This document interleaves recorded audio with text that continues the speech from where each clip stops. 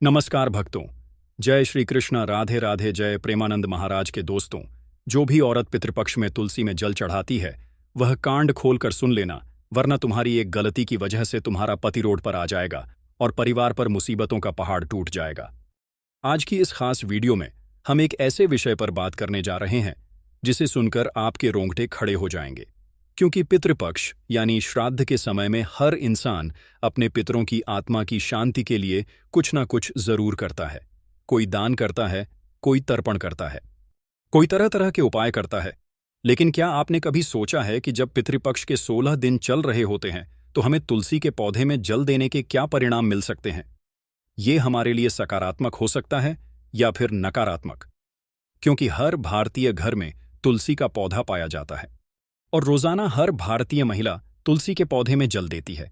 शाम के समय में दीपक प्रज्वलित करती है, लेकिन पितृपक्ष के 16 दिन जो पूरी तरह से पितरों को समर्पित है, उस दौरान हमें तुलसी के पौधे में जल देना है या नहीं देना है, किन बातों का ध्यान रखना है, आज की वीडियो में आपको पूरी जानकारी मिलेंगे। इस वीडियो को बिल्कुल अंत तक देखना।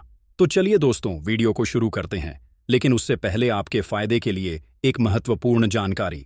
दोस्तों, अगर आप भी चाहते हैं कि लक्ष्मी माता का आशीर्वाद आप पर बना रहे तो इस वीडियो को एक लाइक करें और आपकी अपने चैनल लक्ष्मी भक्त अंशिका श्री को सब्सक्राइब कर लें और कमेंट बॉक्स में जय लक्ष्मी माता जरूर लिखें और साथ ही आप अपनी राशि को कमेंट बॉक्स में जरूर लिख दें, क्योंकि हम राष्ट्र से जुड़ा भाग्य भी बताते हैं और भाग्य में चल रही परेशानियों को तत्काल दूर करने के लिए आसान से आसान उपाय भी बताते हैं। इसलिए आप अपनी राशि कमेंट बॉक्स में जरूर लिख दें। दोस्तों, ये केवल एक सामान्य धार्मिक काम नहीं है, बल्कि यह आपके जीवन में सकारात्मक और नकारात्मक यानी अच्छा और बुरा दोनों तरह का प्रभाव डाल सकता है। इसलिए आज के वीडियो में हम आपको विस्तार से बताने वाले हैं कि अगर कोई भी महिला पितृपक्ष के दौरान तुलसी में जल चढ़ाती है तो उसके जीवन में कौन कौन से चमत्कारिक परिवर्तन होते हैं और कौन कौन सी कठिनाइयां उसके सामने खड़ी हो जाती है, क्योंकि जाने अनजाने में हम ऐसे कई काम करते हैं जो कभी तो हमारे लिए अच्छे निकलते लेकिन कभी कभी बहुत बुरे साबित होते हैं। सबसे पहले हम बात करेंगे सकारात्मक पहलू की। पितृपक्ष के दौरान अगर कोई भी महिला अगर तुलसी के पौधे में जल देती है तो उसका क्या अच्छा परिणाम उसकी जिंदगी में आ सकता है। बहुत ध्यान से हमारी बात को सुनना। जब आप इस वीडियो को अंत तक देखेंगे तो आपके मन के बहुत सारे सवालों का जवाब आपको मिल जाएगा। और एक बात तो तय है, जाते जाते पितृपक्ष के बाद आपके पितृ आपको आशीर्वाद देकर जाएंगे। बस इस वीडियो को अंत तक देख लेना। तुलसी को हमारे धर्म में माता का स्थान दिया गया है और पितृपक्ष के दिनों में तुलसी पर जल अर्पण करने से पितरों की आत्मा को शांति मिलती है। जब औरत तुलसी पर जल चढ़ाती है तो घर के वातावरण में एक दिव्य कंपन उत्पन्न होता है जो नकारात्मक शक्तियां को दूर कर देता है। जैसे कि आप सुबह सुबह स्नान करके जैसे ही तुलसी माता में जल अर्पित करती हैं, वैसे ही इधर घर में सकारात्मक आवृत्ति का कंपन शुरू हो जाता है। चारों ओर सकारात्मकता छाने लगती है, जिससे बुरी आत्माएं होती हैं। घर में नकारात्मक साया होता है, वह दूर भाग कर चला जाता है। यही कारण है कि जिन घरों में तुलसी होती है और जिस घर की महिलाएं पितृपक्ष के 16 दिनों में तुलसी पर श्रद्धा से जल चढ़ाती हैं, वह हमेशा लक्ष्मी जी का निवास होता है। वहां पर पैसों की आवक कम नहीं होती, चारों तरफ से पैसा ही पैसा आता है और वह घर का मुखिया कभी कंगाल नहीं होता। उसके घर में बहुत पैसा आता है, बहुत ज्यादा। वह जीवन में उन्नति करता है, कोई उसे गिरा नहीं पाता, कोई उसे झुका नहीं पाता। अचानक घर में रुका हुआ पैसा आने लगता है, संतान की पढ़ाई में आ रही बाधाएं दूर होती हैं और पति के बीच में जबरदस्त प्रेम बना रहता है। यही नहीं, कई बार तो देखा गया है कि जिन घरों में काफी सालों से संतान की कमी थी, बच्चा हो ही नहीं रहा था, तमाम तरह के ट्रीटमेंट करवा लिए, तमाम तरह की औषधि ले ली, लेकिन फिर भी संतान योग नहीं बन रहा था। तो पितृपक्ष के दौरान सच्ची श्रद्धा से तुलसी माता में जल दिया जाता है तो संतान योग भी बन जाता है। और यही नहीं, तुलसी की पूजा करने से मातृत्व का आशीर्वाद प्राप्त होता है, जिससे कि जल्द ही गोद भर आ जाती है। लेकिन हर सिक्के के दो पहलू होते हैं। हमने आपको बता दिया कि पितृपक्ष में तुलसी को जो महिला जल देती है उसको क्या अच्छा मिल सकता है, लेकिन अगर यह क्रिया गलत ढंग से की जाए तो बहुत भयानक परिणाम आ सकते हैं। और वह चीजें आपको जानना बड़ी जरूरी है, क्योंकि कभी कभी तो हम इसलिए उपाय करते हैं कि हमारा काम बनेगा, हमारे पितृ प्रसन्न होंगे, लेकिन मान लो तुमने वह क्रिया सही ढंग से नहीं की तो पितृ को प्रसन्न करने के बजाय तुम और ज्यादा क्रोधित कर दोगे। इसलिए आज के वीडियो अंत तक देखना, तभी तुम्हें ज्ञान मिल पाएगा, तभी तुम्हें सही सलाह प्राप्त हो पाएगी। क्योंकि जमाने के लोग तो तरह तरह की बातें करते हैं, हमें उनकी बातों में नहीं फंसना है। हमें गुरुजी की बात माननी है और आगे वीडियो को बिल्कुल अंत तक देखना है। देखिए, पितृपक्ष के दिनों में तुलसी पर जल चढ़ाने का नियम है और इस नियम को अपनाकर सावधानी को बरतकर ही हम लाभ हासिल कर सकते हैं। आप तुलसी में जल चढ़ाना चाहती हैं तो कभी भी नहीं चढ़ा सकती। आपको सुबह के समय ही तुलसी में जल चढ़ाना होगा, खासतौर पर ब्रह्म मुहूर्त में, और वह भी शुद्ध भाव से। आपको तुलसी माता में दोपहर को या शाम को जल नहीं चढ़ाना है। कांड खोलकर यह बात सुन लेना, वरना बहुत बड़ी मुसीबत पैदा हो जाएगी। पितृपक्ष के 16 दिनों में आप तुलसी पर जल चढ़ाइए, लेकिन सुबह के समय में, दोपहर या फिर शाम को आपको तुलसी माता में जल नहीं चढ़ाना है, वरना लाभ होने के बजाय और ज्यादा हानि होने लग जाएगी। माना जाता है कि ऐसा करने से पितृ नाराज हो जाते हैं और घर पर संकट मंडराने लगता है, आर्थिक हानि होने लग जाती है, संतान का एकदम से स्वास्थ्य बिगड़ने लगता है। और कई बार यह देखने को भी मिला है कि पतिप के रिश्तों में भी दरारें आ जाती हैं। इसलिए अगर आप रोजाना तुलसी माता पर जल चढ़ा रही है तो इस बात का विशेष ध्यान रखें, पितृपक्ष के 16 दिनों में या अन्य किसी भी दिन सुबह के समय ही आपको जल चढ़ाना है। दोपहर या शाम के समय जल नहीं चढ़ाना है, वरना आप करने तो अच्छा जाओगे लेकिन और ज्यादा बुरा हो जाएगा। इसी के साथ साथ तुलसी पर जल चढ़ाते समय महिला अशुद्ध नहीं होना चाहिए। यह कार्य भी आपके पितरों को दुख पहुंचाता है। कई बार क्या होता है, कुछ महिलाएं स्वच्छता का ध्यान नहीं रखती, सुबह उठती हैं, नहाती धोती नहीं है और तुरंत तुलसी माता पर जल चढ़ा देती है। ऐसा करना भी मुश्किलों से आपको डाल देगा और इसका परिणाम ऐसा होता है कि घर में क्लैश होने लग जाता है, कलह होने लग जाता है, मानसिक तनाव होने लग जाता है। एक और महत्वपूर्ण बात जो आपको बहुत ध्यान देनी होगी कि जब आप पितृपक्ष के दौरान तुलसी में जल चढ़ा रहे हैं तो आपके मन में श्रद्धा होनी चाहिए, अच्छा भाव होना चाहिए। अगर आप एक सामान्य पौधा समझकर अपनी जिम्मेदारी न समझते हुए केवल फॉर्मेलिटी के लिए तुलसी पर जल चढ़ाएंगे तो वह आपको शुभ परिणाम नहीं देगा। ये बात आप कान खोलकर सुन लेना। अगर यह बात आपने नहीं समझी तो आपको पितृपक्ष के दौरान भयंकर मुसीबतों का सामना करना पड़ सकता है। दिखावे के लिए यह काम बिल्कुल भी नहीं करना है, क्योंकि आज के जमाने के लोग दिखावे के शौकीन हैं। उन्हें स्टोरी बनानी है, स्नैप बनाना है और यही करने के लिए वह सब धार्मिक क्रिया करते। तुम्हें ऐसा जीरो अनलॉक नहीं करना है, वरना जीवन में बिना बुलाए परेशानियों को न्योता दे दोगे। पितृपक्ष का महत्व केवल कर्मकांड से नहीं होता, बल्कि भावनाओं से जुड़ा होता है। इसलिए अगर तुलसी पर जल चढ़ाते समय मन में करुणा है, प्रेम है और सच्ची श्रद्धा है तो आपके पितृ आपसे जरूर प्रसन्न होंगे और उनकी कृपा से आपके घर परिवार में स्वस्थ माहौल होगा, समृद्धि होगी, सुखी संतान होगी, सब कुछ सुखमय होगा। कई कथाओं में तो यह भी आता है कि एक औरत जिसने पितृपक्ष में पूरे नियम से तुलसी पर जल चढ़ाया, उसकी पीढ़ियों का उद्धार हुआ और अचानक से उसके घर में ऐसा वैभव आया, इतना पैसा आया कि गिनना मुश्किल हो गया, इतनी संपदाएं कि संभालना मुश्किल हो गया। आप भी यह सब हासिल कर सकते हैं, लेकिन आपके इरादे नेक होने चाहिए। आपके मन में भड़काऊ नहीं होना चाहिए, आपके मन में दोगलापन नहीं होना चाहिए, किसी के प्रति आकर्षण नहीं होना चाहिए। उस समय पूरा ध्यान आपका तुलसी माता में, भगवान विष्णु में, आपके पितरों में होना चाहिए। आपको हम एक और बहुत जरूरी बात बताना चाहते हैं, इस वीडियो को बिल्कुल अंत तक देखना। तुलसी पर जल चढ़ाते समय कोई औरत मन ही मन अगर अपने पितरों से प्रार्थना करती है तो उसकी पुकार सीधे पितरों तक पहुंच जाती है। जब भी कोई महिला तुलसी के पौधे में सुबह सुबह जल चढ़ाएं तो अपनी जो भी कामना है अपने मन में दोहराएं।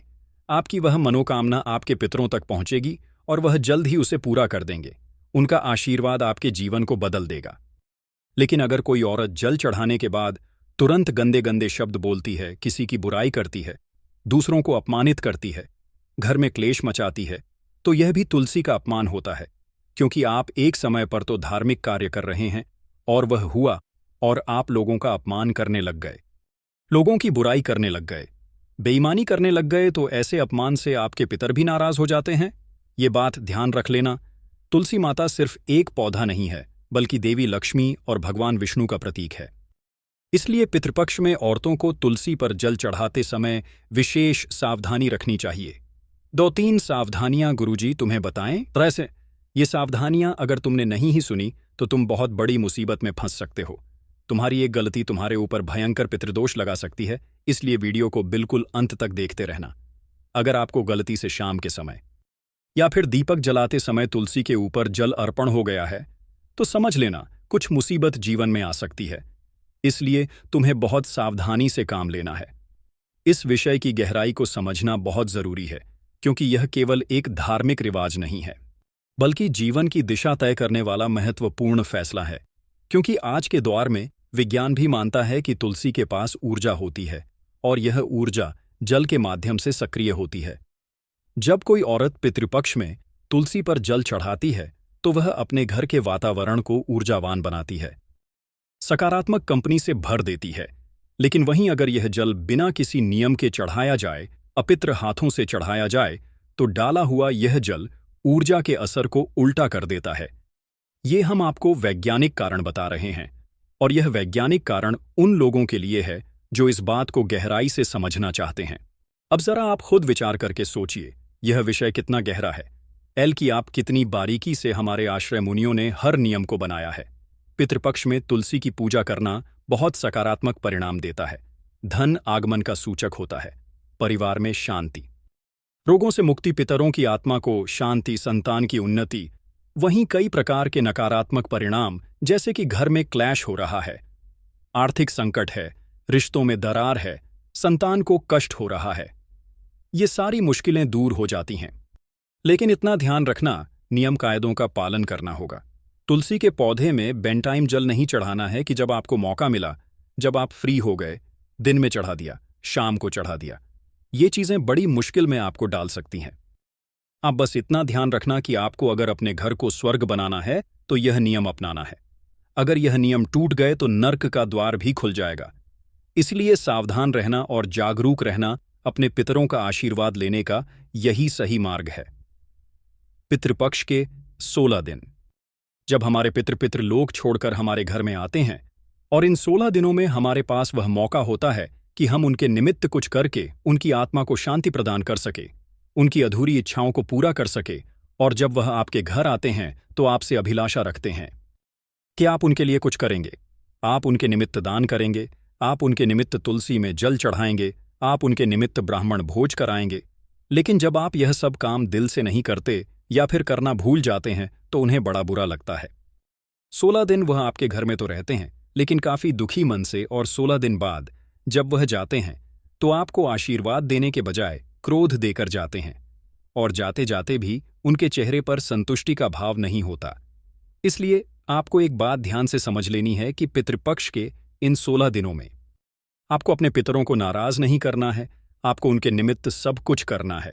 तुलसी में जल देना है तो सही समय पर सुबह के समय देना है, ऐसे लाभ ही लाभ होगा।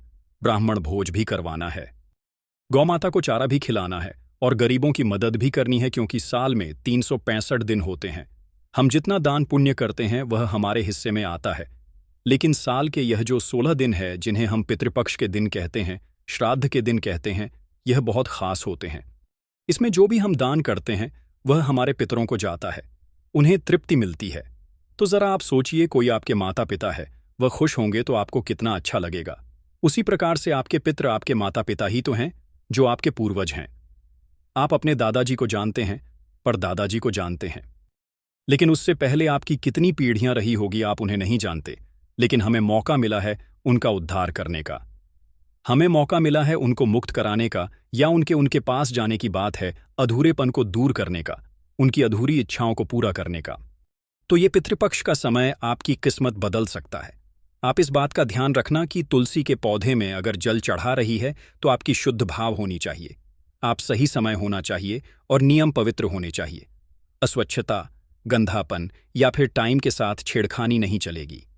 तभी पितृ प्रसन्न होंगे, आपके घर में सुख, समृद्धि, शांति का निवास होगा। जो आपने सोचा था वह आपको मिल जाएगा। हर हाल में आपका परिवार सुखी हो जाएगा। पितृदोष से आपको मृत मुक्ति मिल जाएगी। जो काम आधे अधूरे में अटके हुए थे वह बनने लगेंगे, और फिर आपको कहीं भी हाथ फैलाने की जरूरत नहीं पड़ेगी। आपके पितृ आपको इतना कुछ देकर जाएंगे कि आप संभाले संभाले थक जाएंगे।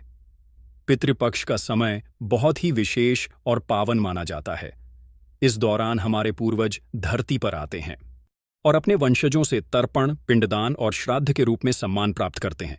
यह समय ऐसा है जब हमें हर कदम संभलकर चलना चाहिए, क्योंकि इस काल में की गई छोटी सी गलती भी पितरों को अप्रसन्न कर सकती है। इसी वजह से शास्त्रों में पितृपक्ष में कुछ खास नियम बताए गए हैं, जिनका पालन करना बेहद जरूरी होता है। जब बात आती है दीपक जलाने की, तो लोग अक्सर भ्रमित हो जाते हैं कि पितृपक्ष में मुख्य द्वार पर दीपक जलाना चाहिए या नहीं।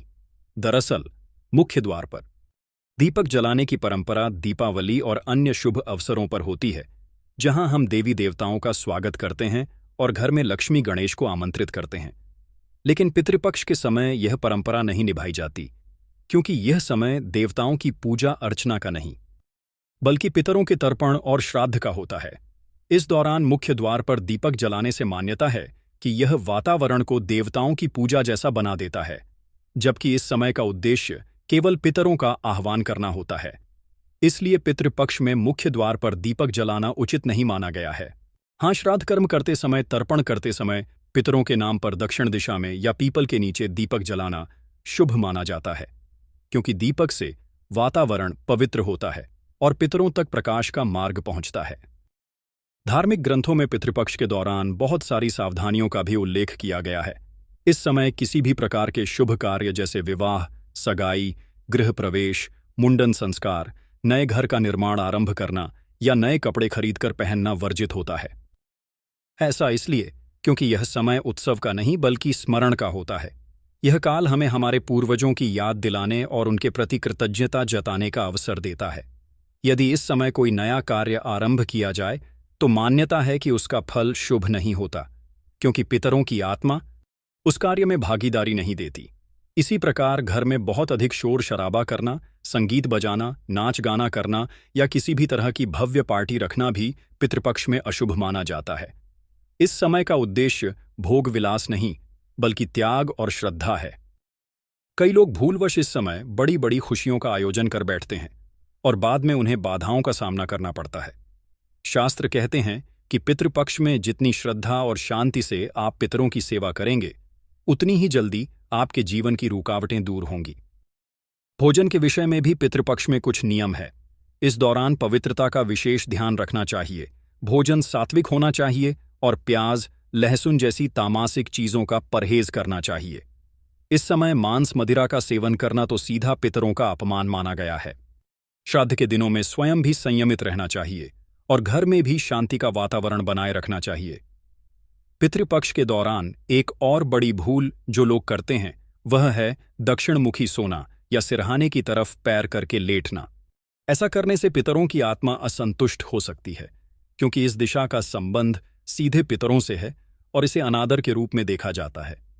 इसी तरह यदि घर में तुलसी का पौधा है तो उसे इस समय किसी भी प्रकार से नुकसान पहुंचाना या बिना कारण तोड़ना भी अशुभ माना गया है। तुलसी स्वयं में पवित्र है और पितृपक्ष में इसका महत्व और भी बढ़ जाता है। पितृपक्ष हमें यह सिखाता है कि जीवन सिर्फ हमारे लिए नहीं है, बल्कि उन पूर्वजों के लिए भी है जिन्होंने हमें जन्म दिया और हमारे लिए अपनी पूरी जिंदगी समर्पित की।